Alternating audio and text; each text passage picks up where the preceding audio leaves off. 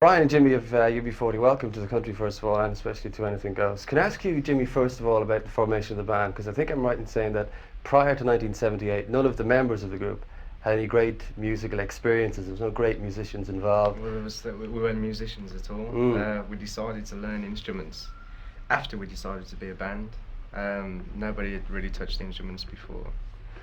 What I wondered was, around the time, was there a movement of sorts in Birmingham that sort of got you all together to play what you're playing now? Well, there was the punk thing that happened, which helped you with independent record labels.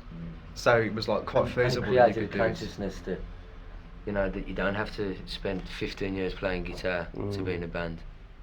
And you also would have picked up something from Coventry as well, wouldn't you, from the Specials? And well, we started about the same time, really independently of each other. In fact, we used to watch each other at gigs, like little small pubs and The Beat and Dexys Midnight Runners.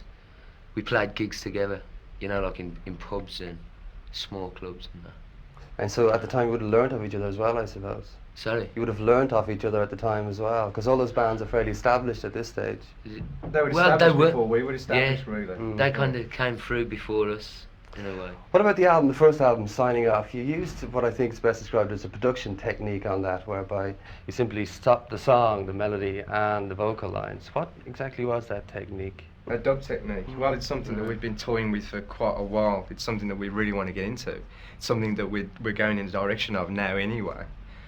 Because I think it's like quite an exciting new thing to do to music anyway, and it is the only new thing that's happening to music, and it has happened for the past 10 years. We're trying to really get into that and do a lot of dub.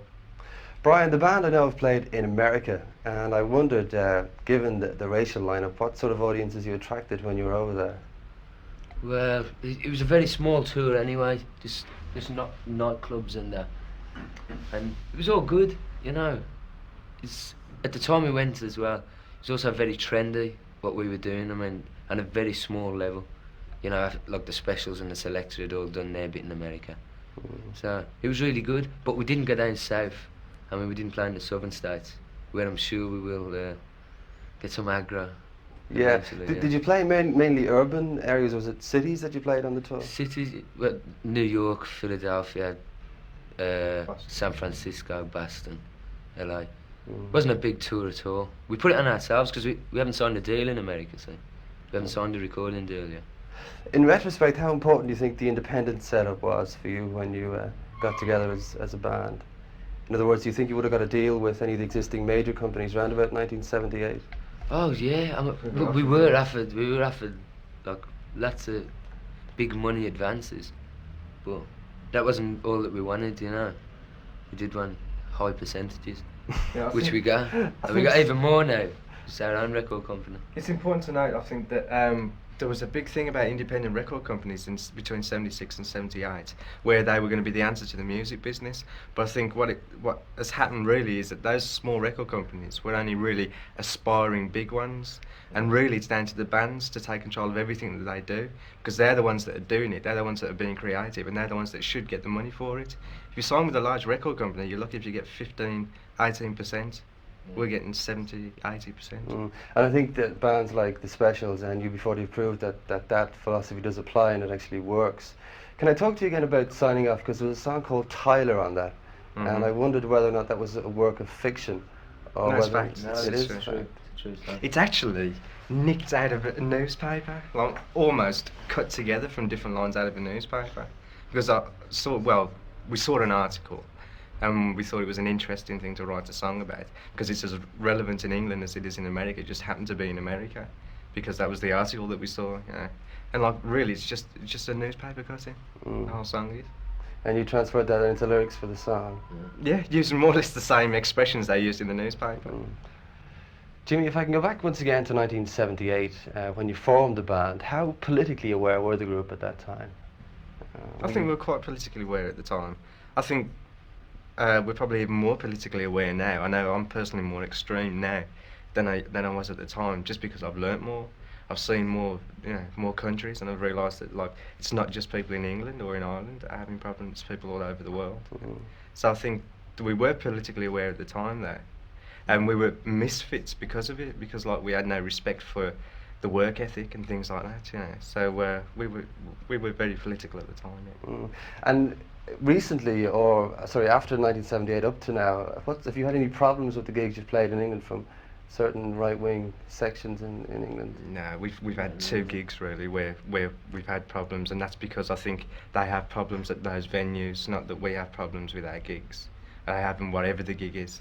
We don't have any problems, don't have any violence at our gigs. Our audience enjoyed themselves, I think. I hope. Yeah. And the band have been very successful, excuse me, over the last couple of years. What would you like to see yourselves doing maybe a year's time? Is America important to break America? Yeah, I think so. I'd like to see us break America. Yeah. It's not only is it like the most influential country in the world, but it's like also the biggest record market in the world. So it would be nice. Brian, I know that you recorded the current single in Dublin, in Windmill Lane, yeah. along with the video, which we'll see in a minute. Maybe you could tell us a little bit about how the song came together. Well, just like all the others really. I mean, there isn't anybody in the band that actually sits down and writes a song and plans out all the chords and the melodies. It's very much all of us working on like a new project, which would be a song. And the music came first, and then we needed a set of lyrics, which came about. I mean, it's all like guesswork, you know. Oh, that sounds good, yeah, that one will fit.